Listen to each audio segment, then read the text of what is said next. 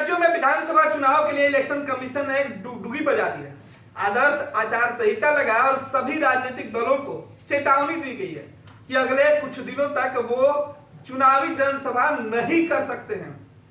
तमाम विपक्षी नेता इस इंतजार में थे कि चुनाव की डुगडुगी बजेगी और उनका चुनावी अभियान की शुरुआत होगी, लेकिन प्रधानमंत्री नरेंद्र मोदी विपक्षी नेताओं को मौका ही नहीं देना चाहते थे। लिहाजा विपक्ष हाथ मलता रह गया, रणनीति बनाता रह गया और मोदी ने उत्तर प्रदेश में महफिल लूट ली। दरअसल ये पूरी बातें हम इसलिए आपको बता रहे हैं कि उत्तर प्रदेश के अंदर प्रधानमंत्री नरेंद्र मोदी पिछले महीने से अब तक यानी उत्तर प्रदेश में आदर्श आचार संहिता लगने के पहले तक उत्तर प्रदेश में पूर्वांचल से लेकर पश्चिमी उत्तर प्रदेश तक एक एक क्षेत्र में कई जनसभा कर चुके हैं। कार्यक्रम भले ही सरकारी होता था, लेकिन मंच पर जब मोदी होते थे तो मुद्दा चुनावी होता था। निशाने पर पिछली सरकार और विपक्ष के नेता होते थे। बात सरकार की उपलब्धियां गिनाने की होती थी तो मोदी योगी का चेहरा सबसे भरोसेमंद बताते थे। चुनाव आयोग ने उत्तर प्रदेश में विधानसभा चुनाव के लिए शनिवार को तारीखों का ऐलान कर दिया। वहां 7 फेज में चुनाव हो रहा है। 25 दिन में चुनाव संपन्न भी हो जाएगा।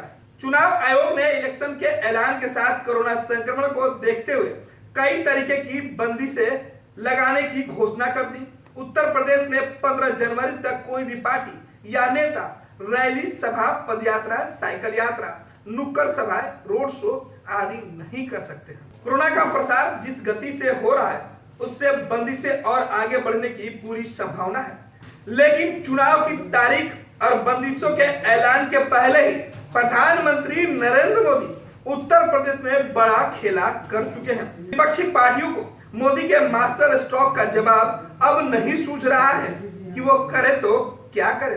दरअसल चुनाव आयोग की बंदिशों के कारण उत्तर प्रदेश में सभी राजनीतिक पार्टियों को कम से कम अगले 7 दिन तक अपना चुनावी प्रचार ऑनलाइन ही करना पड़ेगा। कोरोना के जो हालात है उससे यह भी बंदिशें आगे भी बढ़ सकती है, लेकिन बीजेपी निश्चिंत है। दरअसल बीजेपी के सबसे बड़े स्टार और प्रधानमंत्री नरेंद्र मोदी चुनाव के डेट के ऐलान होने से पहले ही अपनी पार्टी के लिए उत्तर प्रदेश में बड़ा खेला कर चुके हैं। उन्होंने चुनाव प्रचार पर बंदिशों से पहले ही पार्टी के लिए एक बड़ा आधार तैयार कर रखा है। प्रधानमंत्री नरेंद्र मोदी चुनावी तारीख के ऐलान से पहले ही उत्तर प्रदेश में एक के बाद एक रैली कर बहुत हद तक अपना काम पूरा कर चुके हैं। प्रधानमंत्री मोदी ने 16 नवंबर से ही उत्तर प्रदेश में चुनाव को लेकर रैलियां करनी शुरू कर दी थी।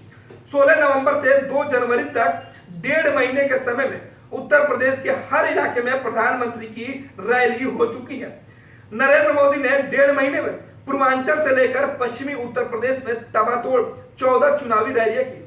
वैसे तो प्रधानमंत्री की सभी सभाएं उत्तर प्रदेश में विकास की योजनाओं के शिलान्यास, उद्घाटन के बहाने हो रही थी, लेकिन उनमें चुनावी बातें जमकर की जा रही थी। वैसे प्रधानमंत्री की उत्तर प्रदेश में भी एक रैली टल गई। उनकी आखिरी रैली लखनऊ में 9 जनवरी को होने वाली थी। सियासी हलके में चर्चा यह थी कि प्रधानमंत्री के इसी कार्यक्रम के बाद चुनाव आयोग सूबे में इलेक्शन की तारीखों का ऐलान करेगा, लेकिन कोरोना के बढ़ते कहर के कारण प्रधानमंत्री की रैली पहले ही टाल दी गई थी।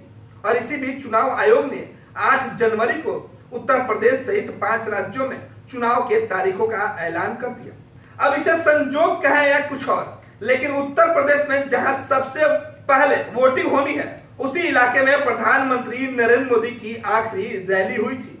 पहले फेज में उत्तर प्रदेश के 11 जिलों की 58 सीटों पर वोटिंग होनी है। ये जिले हैं मेरठ, अलीगढ़, आगरा, मथुरा, शामली, मुजफ्फरनगर, बागपत, गाजियाबाद, गौतम बुद्ध नगर, हापुड़, बुंदेलखंड। प्रधानमंत्री नरेंद्र मोदी ने अपनी आखिरी रैली मेरठ में की थी। प्रधानमंत्री ने यहां खेल विश्वविद्यालय का शिलान्यास किया था। मेरठ को पश्चिम उत्तर प्रदेश का केंद्र माना जाता है, जो आसपास के जिलों यानी बागपत, मुजफ्फरनगर और गाजियाबाद, हापुड़, शामली, गौतम बुद्ध नगर को सीधे प्रभावित करता है। यह वही इलाका है जिसे किसानों का गढ़ माना जाता है। किसान बीजेपी से नाराज थे। उनकी नाराजगी दूर करने के लिए पहले कृषि कानून को वापस लिया गया और फिर पीएम ने वहां जाकर किसानों को मनाने की कोशिश भी की। उत्तर प्रदेश में सबसे प्रमुख विपक्षी पार्टी है समाजवादी पार्टी। उसके नेता अखिलेश यादव ऐसे तो 2 महीनों से विजय यात्रा पर निकले हुए हैं। 25 सभाएं भी इस यात्रा के दौरान उन्होंने की, जिसमें सबसे आखिरी सभा 28 दिसंबर को थी, लेकिन वे कोई बड़ी जनसभा नहीं कर पाए। अखिलेश के सामने समस्या यह भी है कि उनकी पार्टी में उनके अलावा कोई दूसरा स्टार प्रचारक नहीं है। उधर कांग्रेस ने उत्तर प्रदेश की कमान प्रियंका गांधी को सौंप रखी है। प्रियंका गांधी उत्तर प्रदेश में 1 साल से सक्रिय हैं, लेकिन बड़ी जनसभा नहीं कर पाई हैं। वे लड़कियों के लिए लड़की हूं, लड़ सकती हूं अभियान चला रही हैं। प्रतिज्ञा यात्रा भी की, जिसे बाद में कोरोना के कारण टालना पड़ा, लेकिन प्रियंका या उनके भाई राहुल गांधी कोई बड़ी जनसभा नहीं कर पाए। उत्तर प्रदेश की एक और प्रमुख पार्टी बसपा की सक्रियता सबसे कम रही। बसपा की एकमात्र स्टार प्रचारक मायावती है, जो बेहद कम सक्रिय है। उन्होंने अब तक सिर्फ 1 रैली और 3 मीटिंग की है। मायावती की प्लानिंग चुनाव के समय रैली करने पर थी, लेकिन कोरोना के हालात को देखते हुए बड़ी रैलियों के आयोजन पर अब संदेह होने लगा है।